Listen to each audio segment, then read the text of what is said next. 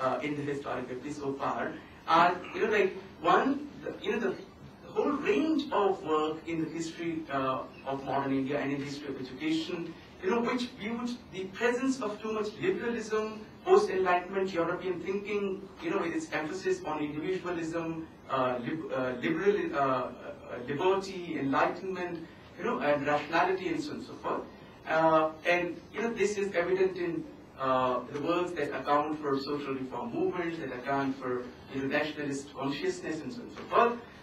And even in the Marxist writings, as the education is used to explain what, for example, people like scholars like Desai viewed as the transition, from feudalism to capitalism. I'm not going into that debate, but so that was one kind of perspective, and it's very widespread perspective. It's reflected in most of the textbooks that published on the colonial history.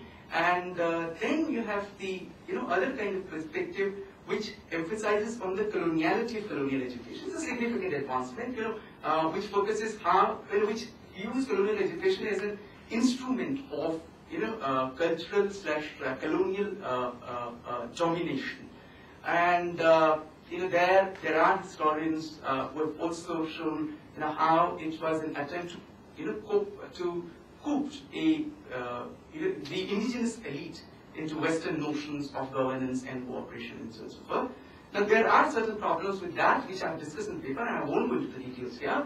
But there's a third approach, which has become more important in recent years, where the role of colonial education, where the historians are more concerned with the social role of colonial education, and where they have looked at the issue of the formation of communitarian identity. I'm not saying communalism in the pejorative sense of the Indian subcontinent, but communitarian identity, because that's inclusive in the kind of work they did.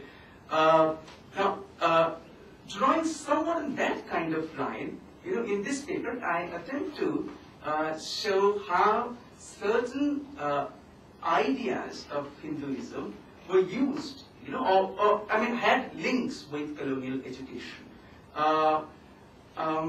But before I discuss that, let me also clarify that there are, I think, different views, historiographical approaches on the issue of Hinduism, ranging from those who emphasize the continuity to those, who emphasize more on the constructionist aspects, the rupture between the pre-colonial and the colonial. So, but I situate myself in between the two, because, and I believe that, even though continuity aspect has some truth in it, but in the course of the colonial rule in the 19th century, so to say, the identities of Hinduism, as distinct from other, was became more sharper. That's the position that is there in the historiography with which I began writing this paper, and the first methodological argument that I had taken up, the methodological requirement I thought is to locate that colonial that there existed room in colonial education system for the articulation or for the influences of other kinds of agencies as well. It was not a system that was entirely dominated by the motives of the Raj alone. That there existed other kinds of influences as well. And in this connection, what I did is that in the second major section of the paper, I elaborated this argument, something that I started with doing in the first section with the historiography.